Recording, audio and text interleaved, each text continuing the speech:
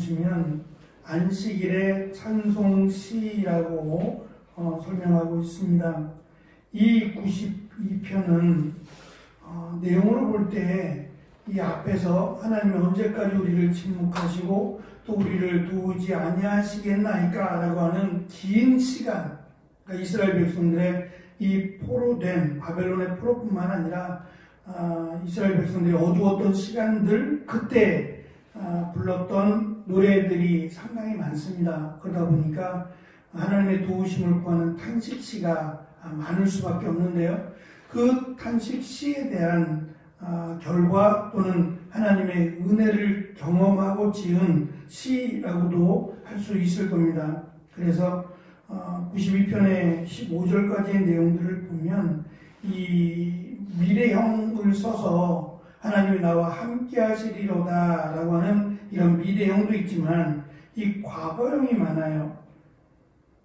10절에도 보면 뿔같이 높이셨으며 기름으로 부으셨나이다. 그리고 행악자에게 보응하심을 내 귀로 들었도다 라고 하는 과거형을 사용하는 것을 통해서 하나님께서 이스라엘에게 은혜를 베푸셔서 그것이 바벨론에서 예루살렘으로 돌아왔던 그 시기에 지어진 것인지는 확인할 수 없지만 하나님께서 이스라엘 백성들에게 회복을 허락하시고 하나님 베푸신 은혜로 말미암아 하나님께 찬양하라라고 하는 시인의 초청을 노래하고 있습니다. 이 시는 하나님께서 원수들을 물리치신 일과 그 백성에게 예배하도록 안전한 장소를 베풀어 주신 일에 초점을 맞춘 감사시라고 할 수 있을 겁니다. 특별히 이 전쟁을 통한 승리를 기뻐하며 하나님께서 주신 이 회복이라고 하는 주제가 사실은 처음이 아닌데요. 늘 전쟁이 있어 왔고 그 전쟁 가운데 하나님이 기쁨을 주셨어요. 근데 이 기쁨이 정말 상당히 오랜만에 굉장히 긴 시간 만에 얻어진 기쁨이었기에 그것을 찬양하라고 외칩니다. 저는 사실 이 말씀을 준비하면서 개역개정 성경을 이제 개역 성경을 보는 분들이 거의 없잖아요. 그래서 개역개정 성경을 책자에는 개역개정 성경을 앞에 놓다 보니까 개역개정 성경은 1절, 2절, 3절이 분리되어 있는데 우리가 읽었던 개역 성경에는 이게 분리가 안 돼 있고 1, 2, 3절 이렇게 묶어져서 하나로 이렇게 통합해서 나와 있네요.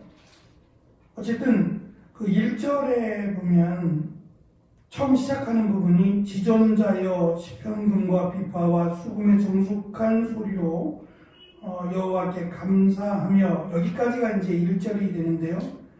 우리 성경은 이렇게 되어 있습니다. 그런데 히브리어 성경은 맨 앞에가 3절에 있는 좋으니다라고 된 이 단어가 맨 앞에 나와요. 그러니까 좋으니다, 그 이유를 지금 말하고자 하는 거예요. 왜 좋은지.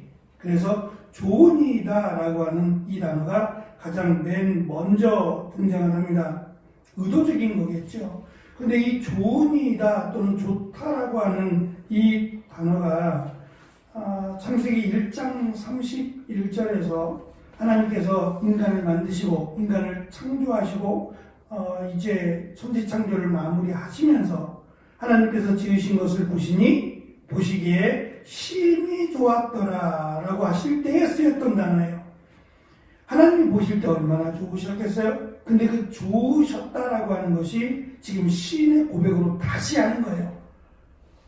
그것이 뭐냐면 그 하나님, 지존자이고 전능하신 그 하나님이 우리에게 회복을 주셨으니 감사한데, 그 회복이라고 하는 것이 결국 하나님이 우리와 함께 하시니 좋다는 거예요. 그러면 하나님이 함께 하지 않으셨느냐? 성경은 그렇게 말씀하지 않아요. 하나님이 함께 하셨는데 깨닫지 못하니까 좋지 못한 거예요. 다시 말하면 좋아야 되는 거예요. 하나님께서 우리에게 허락하신 이 땅의 삶이 사실은 좋아야 되는 거예요. 근데 우리는 우리의 어떤 기준들, 우리의 삶의 모습들을 우리가 평가하고 때로는 좋았다가 때로는 싫었다가 하는 이러한 일들이 결국 우리의 기준에서 좋고 싫고가 결정이 되는 거예요. 근데 사실은 하나님이 늘 함께 하신다고 약속을 하셨어요. 근데 그것이 내가 볼 때에 내가 원하는 대로 이루어지지 않으면 하나님이 나와 함께 하지 않으시는 거고, 내가 원하는 대로 이루어지면 그때는 하나님이 나와 함께 하시는 것으로 생각하니까 좋았다 싫었다 좋았다 싫었다를 반복하게 되는 거예요. 시인의 말에 의하면, 시인의 고백에 의하면 하나님은 늘 함께 하셨고, 그 하나님이 우리를 향한 진노를 거두시고, 어제 말씀처럼 하나님이 드디어 거두시고 우리에게 은혜를 베푸셨으니 너무 좋다라고 하는 고백입니다. 흥미로운 점은 이 좋다라고 고백하는 이 단어가 이스라엘 역사, 특별히 출애굽 역사 가운데 또다시 등장을 하게 되는데요. 이스라엘 백성들을 출애굽하게 하시고 하나님이 홍해 바다 쪽으로 인도하셨어요. 길이 없어서가 아니라 하나님이 의도적으로 홍해 바다 앞으로 인도하시고 홍해 바다 앞에 있다라고 하는 소식을 들은 바로가 이스라엘의 애굽의 모든 군대를 동원해서 이번에는 그들을 사로잡아 오는 게 아니라 그들을 죽이겠다고 생각을 해요. 왜냐하면 후환을 남기지 않겠다는 거예요. 저들이 다시 돌아와서 우리에게 10가지의 재앙을, 물론 하나님이 하셨지만 이스라엘 백성들의 하나님이니까 이스라엘 백성들을 없애버리면 그 하나님은 더 이상 이스라엘의 하나님이 아닐 것이라는 거예요. 그러면 자기들의 하나님이 되시겠다는 얘기예요. 어리석은 생각이죠. 그래서 저들을 없애서 아예 후환을 남기지 않겠다라고 생각하고 군대를 보냅니다. 이스라엘 백성들은 이게 앞으로도 가지 못하고 뒤로도 가지 못하는 상황이 되어버리고 말았어요. 그때 홍해바다 앞에서 이스라엘 백성들이 이렇게 말합니다. 우리가 애굽에서 당신에게 고한 말이 이것이 아니뇨. 이르기를 우리를 버려두라. 우리가 애굽 사람을 섬길 것이라 하지 아니하더뇨. 애굽 사람을 섬기는 것이 광야에서 죽는 것보다 낫겠노라. 이 낫겠노라가 좋겠다라는 말이에요. 광야에서 죽는 것보다 애굽 사람을 섬기는 것이 더 좋겠다라고 말을 해요. 하나님이 여기까지 인도하셨고 그 앞에 보여주셨던 10가지 재앙들이 무색하리만큼 어리석은 고백이에요. 그때 모세가 이스라엘 백성들을 향해서 이렇게 말을 합니다.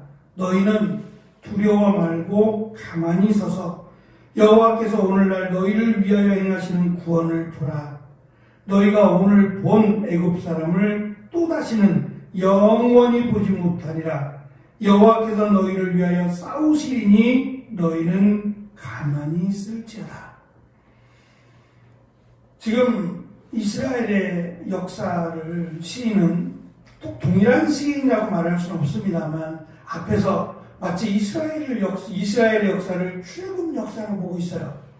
지금 이스라엘이 포로로 된 이 사건을 애굽의 포로로 있었던 사건과 연결을 시킨단 말입니다. 그렇다면 이스라엘 백성들이 좋았던 때는 결국 그냥 애굽에서 노예로 살아가며 마치 비굴하게 비참하게 살았던 그때가 좋았다는 얘기예요. 하나님은 그들에게 더 좋은 것을 주시고자 자유를 주고 적과 꿀이 흐르는 땅을 주시고자 하나님이 그들을 인도하고 계시는데 그것을 깨닫지 못하고 광야로 인도하신다고 홍해바다 앞에 있다고 해서 원망하고 불평하는 이스라엘 백성들의 모습이나 지금 이스라엘 백성들이 바벨론의 포로로 와서 지금 실망하고 좌절하고 마치 하나님이 어디 계시냐고 부르짖고 있는 모습과 너무도 비슷하다라고 하는 것을 우리는 이해할 수 있습니다. 시인은 6절과 11절에서 하나님의 깊은 생각 그리고 인생을 긴 안목으로 보지 못하는 무지한 인간의 지식을 대조하여 설명합니다. 눈앞에 있는 것으로 하나님을 평가하는 어리석은 인간을 표현합니다. 특별히 거칠고 긴 폭풍 후에 찾아온 고요함을 설명하면서 하나님은 그 가운데서 특별히 남은 자라고 하는 하나님을 찾는 자들, 고통 가운데 또 똑같은 시련 가운데 있지만 그 가운데서 하나님을 찾는 이 남은 자들을 하나님이 높이셨고 그들의 원수들을 멸망시켰다라고 설명을 합니다. 12절과 12절에서 시인은 하나님에 대한 믿음을 확신하며 마무리하는데요. 시편 1편처럼 의인들은 번성하고 성장하는 나무들로 묘사합니다. 그들은 하나님의 집에 안전하게 뿌리 내리며 비록 늙어도 계속 열매를 맺고 항상 푸를 것임을 푸르다라는 것을 강조합니다. 특별히 이 시를 통해서 다시금 악인들과 의인들을 대조하는데 악인들은 7절에서 활짝 핀 것처럼 보이지만 강한 나무들이 아니라 결국 하루 있다가 지는 풀과 같다라고 설명을 하고 의인들은 정직함과 또 불의가 없는 자들로 시인은 설명합니다. 결국 이것이 후기 이스라엘, 그러니까 포로된 그리고 절망 가운데 있던 이스라엘에게 주는 권면이기도 해요. 그러니까 끝까지 믿음을 지키라는 거예요. 하나님은 변하지 않으시고 하나님 지금도 마치 불로 연단하는 것처럼 이 고통과 시련 속에서 의인들을 찾고 계시다는 거예요. 그래서 예루살렘 그 큰 대로에 부자들이 왕래하는 길입니다. 이번에 여전도에 갈 때 저 처음 알았어요. 가난한 사람들이 가는 길이 따로 있었다면서요. 지금 광화문 그쪽에 길이 큰 대로인데 예전에도 그 길은 부자들이 다녔던 좀 이렇게 큰 소리 내는 사람들이 다녔던 길이었고 그 옆에 자그마한 길 무슨 길이라고 써있던데 그 길은 양시한 집사님하고 저하고 그 길로 가봤어요. 그 길은 좀 좁고 옛날에 가난하고 비천한 사람들이 다녔던 길이래요. 아니 사람이 그래요. 부자들이 다니는 길이 따로 있고 가난한 사람들, 비천한 사람들이 다니는 길이 따로 있어요. 우리나라의 역사도 참 안타까운 역사입니다. 이스라엘도 부자들이 다니는 길이 있어요. 대로는 부자들이 다니고 뒤에 뒷길 냄새나고 이런 길들은 가난하고 비천한 사람들이 다니는 길인데 그 넓은 대로에 의인한 사람 찾기가 어렵다고 설명하잖아요. 하나님이 찾는 사람은 의로운 사람, 하나님을 믿고 신뢰하는 사람이에요. 고통 가운데 있을지라도 고난과 역경 가운데 있을지라도 하나님을 신뢰하고 믿음으로 사는 사람, 하나님은 그 사람을 분명히 높이실 것이다 라는 권면입니다. 한 가지 우리가 중요하게 이 시를 생각해야 될 이유가 하나 있습니다. 그것은 이 시의 제목이 안식일의 찬송시예요. 그러니까 안식일에 부르는 노래예요. 왜 그럴까요? 왜 안식일에 이 노래를 불렀을까요? 그것은 하나님이 이 안식일이라고 하는 하나님의 날에 하나님의 날을 기억하여 지키는 자를 의롭다 하시며 그들을 하나님이 이 시에 있는 노래처럼 이 시에 있는 가사처럼 하나님은 분명히 축복하신다라는 것을 가르치기 위함이에요. 그래서 안식일에 이 92편 딱 하나인데 이 노래를 부르면서 하나님은 마치 이 안식일을 거룩하게 지키는 자들을 레바논의 백향목같이 하나님이 세우신다라고 하는 것을 강조하기 위함입니다. 또 한 가지는 93편, 94편이 이제 계속해서 즉위시라고 하는 왕이 즉위하는 그런 어떤 배경으로 해서 하나님이 모든 만물의 왕이시다라고 해서 하나님의 즉위시예요. 마치 하나님이 이스라엘의 왕이 되어 주시는 것처럼 원래 왕이신데 하나님의 왕이 되어 주시는 즉위식을 설명하는 그 표현하는 시가 92편부터 93편부터 쭉 이어지거든요. 근데 그 즉위시 앞에 그들이 편집할 때 하나님이 왕이 되어주시는 즉위시 앞에 이 시 92편 안식일에 불렀던 이 시를 앞에 둔 이유가 있을 거라는 거예요. 그러니까 이 안식일을 기억하여 지키지 않으면 하나님의 왕이 되시지 못해요.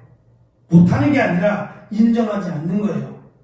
정말 하나님을 만물의 왕으로 인정한다면 안식일을 기억하여 거룩하게 지키는 일이 되어야 된다는 것을 이스라엘은 지금 알고 있는 거예요. 그래서 의도적으로 이 안식일에 부르는 기쁨의 찬송이 하나님의 왕이 되어주시는 즉위시 앞에다가 의도적으로 편집했다라고 보여집니다. 거룩한 주일을 지키는 것은 다시 말해서 왕이신 하나님을 찬양하는 것과 같다라고도 볼 수 있어요. 그래서 우리가 이 땅을 살아가는 동안 교회가 교회로 존재하는 한 이 거룩한 날 주일을 우리가 정말 지키겠다라고 하는 이것은 주일이기 때문이기도 하지만 이 날이 하나님이 우리에게 하나님이 기억하시는 가장 값지고 복된 날일 뿐만 아니라 이스라엘의 역사를 통해서 강조하는 것은 하나님의 날을 기억하여 지키는 자들을 하나님은 의롭다 하실 뿐만 아니라 그들을 하나님이 높이시고 그들과 함께 하신다라는 것을 분명히 성경은 강조합니다. 그래서 우리가 거룩한 날 주일을 정말 주일로 거룩하게 지키기를 힘써야 될 뿐 아니라 성경은 시편은 하나님으로 만물의 주로 섬기는 가장 기본된 것이다 라고 가르쳐 주고 있다는 겁니다. 그래서 그냥 단순히 안식일을 거룩한 주일을 지킨다라는 것뿐만 아니라 성경은 이 날을 지키는 자들을 하나님이 복되게 하시고 하나님이 이들을 축복하실 뿐만 아니라 하나님을 찬양하는 것이다 라는 것을 우리에게 가르쳐 주고 있습니다. 거룩한 날을 우리가 정말 거룩하게 잘 지키는 저와 여러분이 되기를 간절히 축원합니다. 기도하겠습니다.